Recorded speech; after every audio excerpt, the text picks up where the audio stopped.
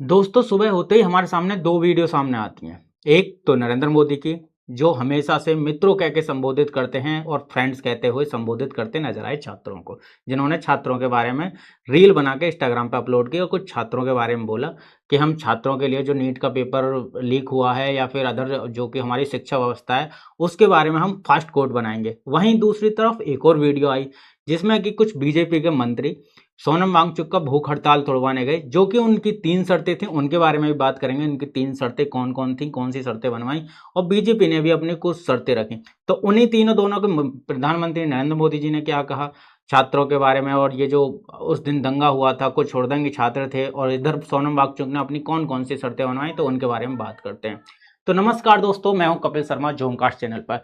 देखो, सबसे पहले तो रात के 12 बजे मैं सुबह उठा और सुबह उठते ही मैंने एक वीडियो देखी, जिसमें कि नरेंद्र मोदी इंस्टाग्राम पर रील में बोलते हुए नजर आ रहे हैं कि वी फ्रेंड्स, माय फ्रेंड्स, मतलब कि जो हमेशा से मित्रों कह के संबोधित करते थे, वो आज फ्रेंड्स पर उतर आए।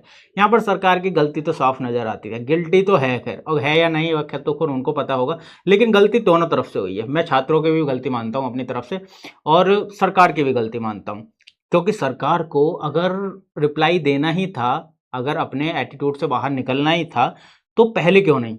1 महीने हो गए लगभग, और 26 दिन शायद है सोनम वांगचुक को भूख हड़ताल पर बैठे हुए, जो कि उनका ज़बरदस्ती उठवाना, जब से ये मामला थोड़ा ज़्यादा तूल पड़ गया। इमोशनल खेल खेला है इन सीजेपी वालों ने, सीजेपी प्रोटेस्ट अभिजीत दीपके ने। तो अगर देखो, बीजेपी की यहाँ पे गलती है, सरकार की यहाँ पे 2-3 गलती हैं कम से कम। अगर आपको, या तो सरकार का ये भी रिकॉर्ड रहा है, किसी के कहने पे या किसी के दबाव पे आज तक कोई इस्तीफा या किसी ने रिजाइन नहीं किया है।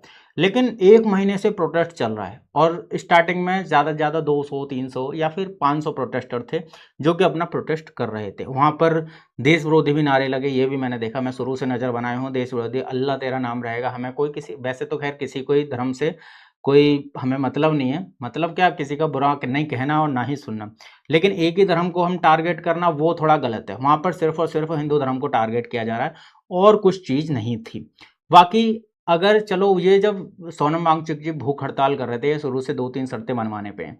चलो मान लो एक धर्मेंद्र प्रधान का शर्त ना भी मानते, बाकी 3-4 इनकी शर्त मान लेते, तो ये प्रोटेस्ट वहीं के वहीं खत्म हो जाता है, जो कि इन्होंने अभी किया है इतनी लेट 1 महीना। जब छात्रों ने पुलिस पर अत्याचार कर दिया है, इधर पुलिस वालों ने उन पर लाठीचार्ज कर दिया है, कइयों की हड्डियाँ टूटी हैं, कई छात्र घायल हैं और कई पुलिस वाले घायल हैं। इतना सब होने के बावजूद अब जाके इन्होंने एक्शन लिया है। इतनी लेट इनका रिप्लाई करना बहुत ज़्यादा गलत है, इसमें सरकार की सरासर गलती है। इधर सोनम वांगचुक को आज 26वें दिन जेपी नड्डा जी गए, उनके साथ कुछ और मंत्री थे। उन्होंने वहाँ पे गए और उनका जो भी हंगर स्ट्राइक था, भूख हड़ताल थी, वो तुड़वाई और उनकी कुछ 3 शर्तें मानी। उन्होंने अपनी 3 शर्तें रखी सामने। नंबर 1, जो नीट के छात्र थे, जिन्होंने नीट के छात्र पेपर लीक की वजह से या किसी वजह से अपनी आत्महत्या करी है, वो जितने भी छात्र हैं, 15, 20, 22, 25 जो भी हैं, उनको मुआवजा दिया जाए, 1 करोड़ 50 लाख, जो भी उपयुक्त समझे सरकार, वो उन्होंने एक शर्त रखी है। दूसरी शर्त उनकी है कि जितने भी ये छात्र, जो 20 तारीख को ये जो हुड़दंग हुआ है, जो छात्रों पे लाठीचार्ज हुआ है, जो छात्रों ने पुलिस पर अत्याचार किया है, पुलिस को मार-तोड़ किया है, तो उस पर कोई भी कोर्ट केस ना हो, जिससे बच्चों की ज़िंदगी खराब ना हो। उन्होंने ये भी कहा था कि जैसे मैंने पहले भी हड़तालें की हैं, पहले भी उन्होंने प्रोटेस्ट किए हैं, उसमें जो उन बच्चे उनके नाम आए थे, जो कैमरे में रिकॉर्ड हुए हैं, उन पर आज तक कोर्ट केस चल रहे हैं, उनकी लाइफ खराब हो जाती है। तो उसी के चलते हुए, उसी को देखते हुए उन्होंने ये शर्त रखी है कि कोई भी छात्र जो कैमरे में आया है या फिर जो भी कोई सामने आया है जिसका भी नाम है, तो उस पर कोई भी कोर्ट केस ना हो। और नंबर 3 उन्होंने ये रखा है कि सरकार में, सदन में इस पर, शिक्षा व्यवस्था पर चर्चा होनी चाहिए। जो कि मैं देख रहा हूँ, मैंने राज्यसभा वाला चैनल भी देखा था और लोकसभा वाला, दोनों चैनल देखे, जहाँ पर ये बिल्कुल भी चर्चा करने को रेडी तैयार नहीं है। किरण रिजिजू मंत्री हैं, वो हमेशा से चर्चा के लिए बोल रहे हैं 2 या 3 दिन से, लेकिन चर्चा करने को सामने वाली पार्टी तैयार नहीं है। यहाँ सामने वाली पार्टी की भी गलती है, वो सदन को चलना ही नहीं देनी चाहती। और दूसरी चीज़, और लास्ट की, जो कि नरेंद्र मोदी जी ने इतनी लेट आके उस पे इंस्टाग्राम रील पे रात के 12-1 बजे शायद है समथिंग, ये तो पता नहीं, मेरे सामने तो मैंने सुबह देखने को मिली है रील। जो इन्होंने रिप्लाई दिया है वो 1 महीने पहले भी दे सकते थे, 15 दिन, 20 दिन, जब तक ये मामला तूल नहीं पकड़ा था, जब तक ये मामला इतना फेमस नहीं हुआ था, तो इस पे भी पहले ही बोल सकते थे। इतना लेट क्यों? ये भी एक तानाशाही कह सकते हैं। ये इस बात से मैं सहमत हूँ। इतना लेट रिप्लाई नहीं देना चाहिए। जब ये 100, 200, 300 या 500 तक ही प्रोटेस्ट सीमित था, 500 लोगों तक ही, तब तक ये मामला सुलझा देना चाहिए था।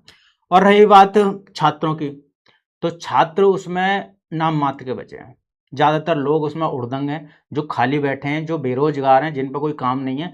बेरोजगारी है नहीं, लेकिन वो खुद से, सरकारी उन्हें मिलेगी नहीं, प्राइवेट वो करेंगे नहीं, तो वो उड़दंग करने वहाँ पहुँच गए और सीधा सीधा हिंदू को टारगेट बनाया जाता है। मैंने एक वीडियो भी देखी जो में रफ्तार कह रहा है कि क्या आज़ादी, आज़ादी, आज़ादी 1947 में मिल गई, ये कोई खामा खा के तूल, ये वो डांटते हुए भी नजर आए। और आशीष चंचलानी ने भी वीडियो बनाई है। तो भाई ये छात्र नहीं हो सकते, मेरे हिसाब से ये छात्र नहीं है। छात्र हैं, मैं कह रहा हूँ मांग ठीक है, लेकिन नीट की मांग तो उसमें हो ही नहीं रही। नीट लीक को, पेपर को लेकर बात थी, लेकिन बाकी खामा खा की बात हो रही है। जो भी बात, अगर इनसे क्रॉस क्वेश्चन करो, अगर ये किसी चीज का जवाब ना दे पाए तो गोदी मीडिया, मोदी मीडिया, प्रोपागंडा, ये सब चीजें कहने लग जाते हैं। मतलब किसी अगर सवाल का आंसर इनके पास नहीं है तो सीधा सीधा इनका एक चीज इन्होंने पकड़ रखी है कि गोदी मीडिया कह दो और कलेश खत्म करो।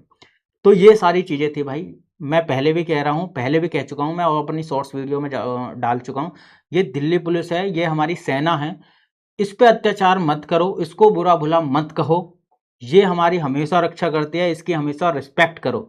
और ये तब तक लाठीचार्ज नहीं करते, तब तक आप हुड़दंग नहीं करते। अब छात्रों का नाम लेकर राजनीतिक पार्टी भी अपनी रोटी सेक रही है भाई, तो संभलना जरूरी है।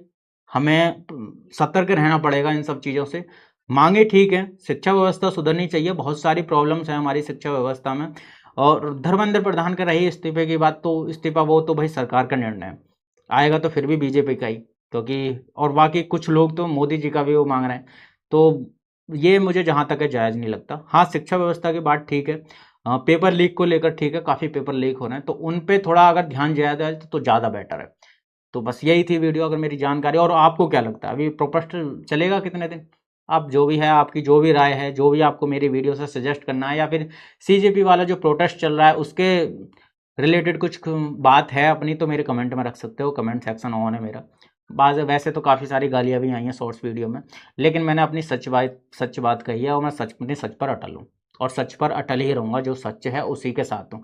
ना मुझे मोदी सरकार पैसा दे रही है, और ना मुझे कांग्रेस सरकार पैसा दे रही, ना मुझे आम आदमी, ना मुझे सपा वाली पार्टी, ना मुझे बसपा वाली पार्टी पैसे दे रही। मैं सच हूँ, सच के साथ खड़ा हूँ हमेशा से। तो बस यही मेरी बात है, और आगे भी वीडियो बनाता रहूँगा जो भी सारी सच्चाई के साथ। मैं किसी एक पार्टी के साथ या किसी एक चीज़ के साथ नहीं रहता। छात्र अगर गलत हैं तो गलत हैं, दिल्ली पुलिस गलत है तो गलत है, सरकार अगर सही है तो सही है, गलत है तो गलत है, विपक्ष अगर सही है तो सही है, गलत है तो गलत है। जय हिंद।